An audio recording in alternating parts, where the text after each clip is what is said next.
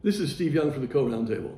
As some of you may have seen, I've commented from time to time on technology and what I think is the very beneficial relationship between capitalism and technology.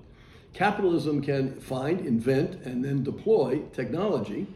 Technology can benefit from being found, invented, being deployed, and then going to work to do what it's supposed to do.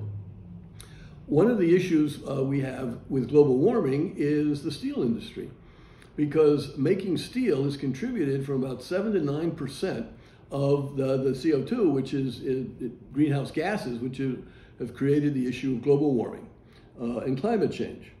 How can we change that? Because we have one basic method of making steel, and we need steel.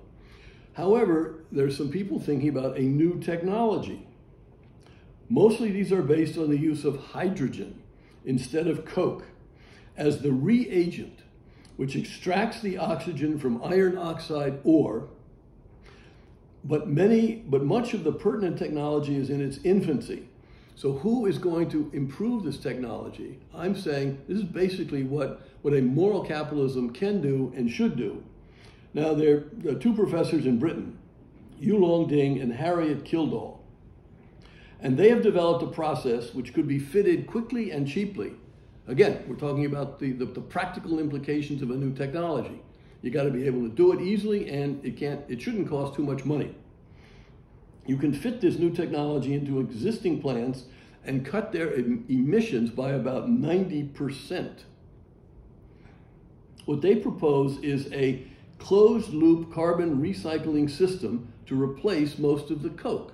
The coke is a coal-related, highly dense carbon structure, which is burned at a high temperature to convert the iron ore into steel, which is molten, and then it flows out into molds. I'm sure you've seen pictures of steel mills where that's going on.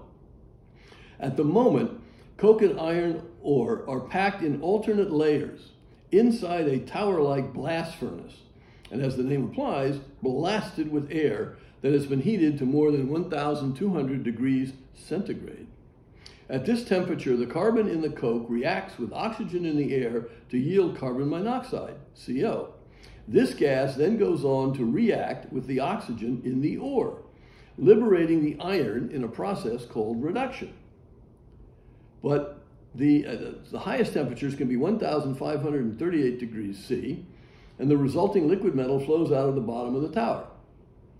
Meanwhile, the CO2 and other gases are vented into the atmosphere. So here is a technology which, if you ask me, a non-scientist, doesn't sound like it's too complicated, and that the people who invented towers for the making of steel, they can invent some other kind of container into which we put iron ore, and then we use this new process for reducing the iron, and we get steel, and we help the environment. Now, who's going to do a better job, do you think, of getting this done? Companies or government bureaucrats?